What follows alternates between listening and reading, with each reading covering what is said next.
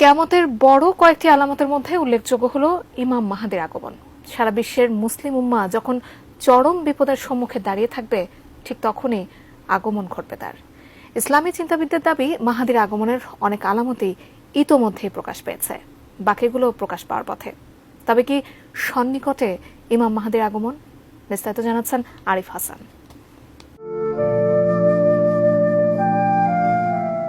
আল মাহদি, যার অর্থ প্রতীক্ষিত বা নির্বাচিত, অর্থাৎ ইমাম মাহাদি হল আল্লাহর পক্ষ থেকে নির্বাচিত একজন খলিফা এবং মুসলিম উম্মার জন্য প্রতীক্ষিত একজন নেতা। ইমাম মাহাদির আগমনকে কিয়ামতের বড় এবং ছোট আলামতগুলোর সেতুবন্ধনও বলা হয়ে থাকে, কারণ তিনি হবেন ছোট আলামতের সবচেয়ে শেষ এবং তার আগমনের পরপরই একে একে প্রকাশ পাবে কিয়ামতের বড় 10টি আলামত, আর তারপরই সংঘটিত হবে কিয়ামত। রাসূলুল্লাহ সাল্লাল্লাহু আলাইহি ওয়াসাল্লাম বলেছেন, যদি কিয়ামত হতে একদিনও বাকি থাকে, তবু আল্লাহ রাব্বুল আলামিন অবশ্যই আমার বংশধর থেকে এমন একজনকে পাঠাবেন যে এই পৃথিবীকে ন্যায় ও ন্যায্যতায় পূর্ণ করবে। ডিজাইন, এলিগেন্স, বিউটি, সেরা পণ্য সবার জন্য। জেভিকো। মহানবী হযরত মুহাম্মদ সাল্লাল্লাহু আলাইহি ওয়াসাল্লাম বলেন, তার নাম হবে আমার নাম, তার বাবার নাম হবে আমার বাবার নাম, অর্থাৎ ইমাম মাহাদির নাম হবে মুহাম্মদ আর তার বাবার নাম হবে আব্দুল্লাহ। সহিহ আবু দাউদ হাদিসে এসেছে, রাসূলুল্লাহ সাল্লাল্লাহু আলাইহি ওয়াসাল্লাম বলেছেন, মাহাদি হবে আমার বংশের, ফাতিমার সন্তানের মধ্য থেকে। এখন প্রশ্ন হচ্ছে, কবে আসবেন ইমাম মাহাদি?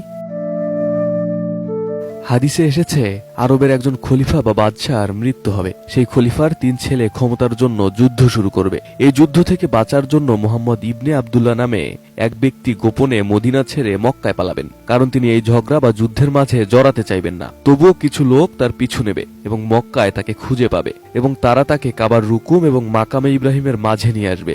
সেই লোকগুলো তার কাছে নেতৃত্ব দিতে চাইবে, কিন্তু তিনি তা গ্রহণ করতে চাইবেন না, তবে তাকে জোর করে নেতৃত্ব দেওয়া হবে।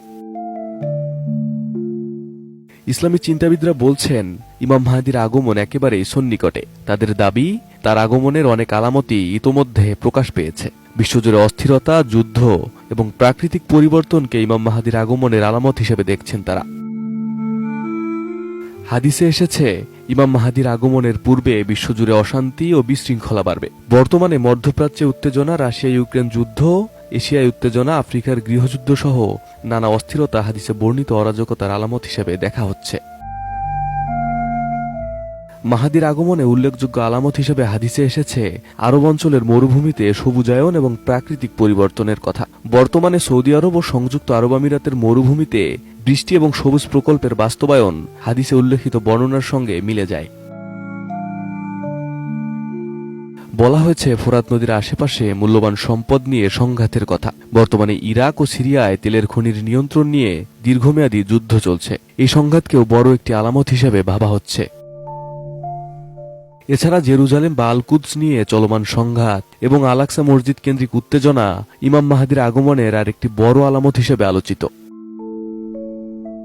হাদিসে বলা আছে, মাহাদির আগমনের আগে মানুষের মাঝে ধর্মীয় জ্ঞানের অভাব বাড়বে, ধর্মের প্রতি উদাসীনতা বাড়বে। বর্তমানে তরুণ প্রজন্মের মধ্যে ধর্মীয় চর্চার অভাব, ইসলাম ফোবিয়া এবং ধর্ম নিয়ে উপহাস করা বিষয়গুলো এ ধারণাকে আরো শক্তিশালী করেছে। যদিও ইমাম মাহাদির আগমনের উল্লেখযোগ্য কিছু আলামত এখনো প্রকাশ পায়নি, তার মধ্যে আল মালহামা মহাযুদ্ধ কিংবা বিশেষ ধূমকেতুর আগমন উল্লেখযোগ্য। তবে বিশ্ব পরিস্থিতির সাথে সামঞ্জস্যপূর্ণ অধিকাংশ আলামতই সংঘটিত হয়েছে, যা মুসলিম বিশ্বে ইমাম মাহাদির আগমনের প্রত্যাশা আরো জোরালো করেছে। বিশেষজ্ঞদের মতে, এসব আলামত কেবল ধর্মীয় বিশ্বাস নয়, বর্তমান বিশ্ব পরিস্থিতির প্রতিফলনও হতে পারে। তবে নিশ্চিতভাবে বলা কঠিন ইমাম মাহাদির আগমন এবং কিয়ামতের সময় ঘনিয়ে এসেছে কিনা। Arif Hasan, ATN news.